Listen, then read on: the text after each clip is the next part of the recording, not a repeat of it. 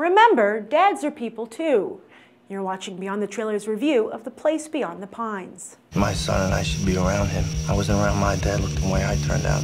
How are you going to take care of us? You got a kid, you want to provide for that kid, you got to do that using your skill set.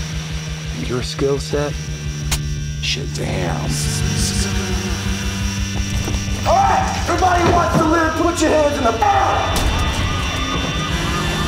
105 in pursuit of suspect. 104, I got a visual on a motorcycle. A few years ago, Fathers for Justice member Jason Hatch climbed onto Buckingham Palace dressed as Batman, one of the many stunts the UK organization regularly pulls off in protest of what they feel are biased laws when it comes to parenting. Yes, for centuries, mothers have been labeled the more important parent, which has earned them favoritism in court when it comes to custody battles. But as women look to gain ground in the office, men look to gain ground in the home. Just because a man doesn't give birth to his child, and obviously he can't, that doesn't mean he's not as capable, or perhaps even more capable, of caring for his child.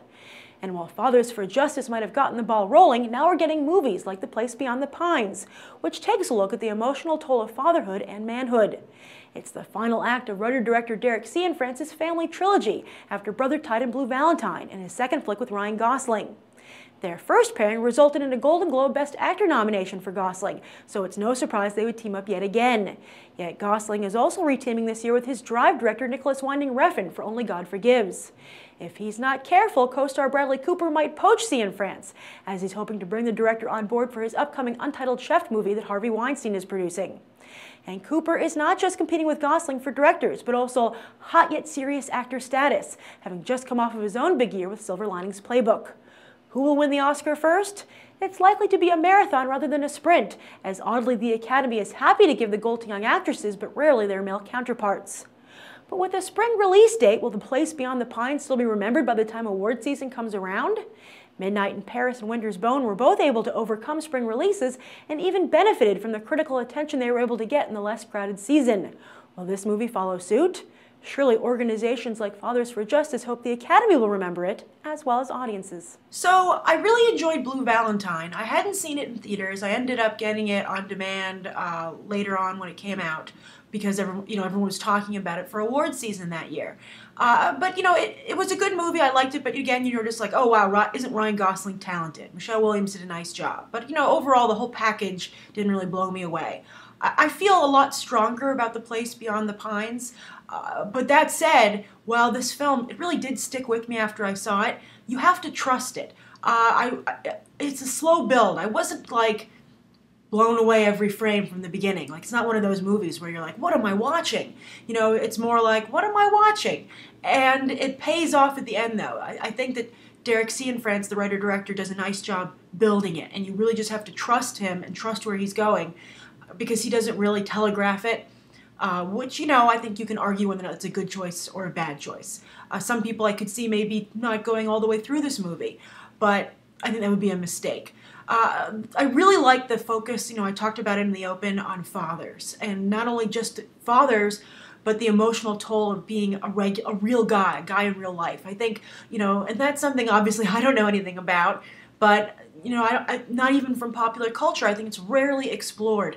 I think when men are portrayed in pop culture, it's, these bigger-than-life characters, or they're going through something like really extraordinary, or they're superheroes, but they don't get the kind of attention that I think women do, that we get, like in rom-coms, like exploring how do women feel about life, what are their goals. I think that, some people might even say that's been explored like ad nauseum, but this is new. This kind of looking at what it's like for a guy is, I find it fascinating. It's the same reason that I used to sometimes, at the hair salon, this old hair salon I used to go to, they didn't have very many magazines, so I'd read GQ to be like, so what are guys thinking about? What's interesting to them? So I would kind of relate seeing this movie to that experience. I don't know what a guy's going to get out of watching it. I don't know if it rings true. So if you've seen the movie, write down below, if you're a guy, if you think Derek Cianfrance really hits the right notes and depicts it correctly. So obviously in a movie like this, you're going to have some really great acting. And I think that for the most part you do. Obviously, Ryan Gosling is the best in the film. He's fantastic. When he's not on screen, he really haunts the film. His character is so great. The other characters don't really have, I feel, a lot of emotional layering as much as his character, and I couldn't quite figure out if that was the actor's fault or if it's the writing just didn't care to develop him as much. But then when I see Ben Mendelsohn here in the movie, I think maybe it's the actor's fault, because Ben Mendelsohn does very much with very little here. He's very charismatic.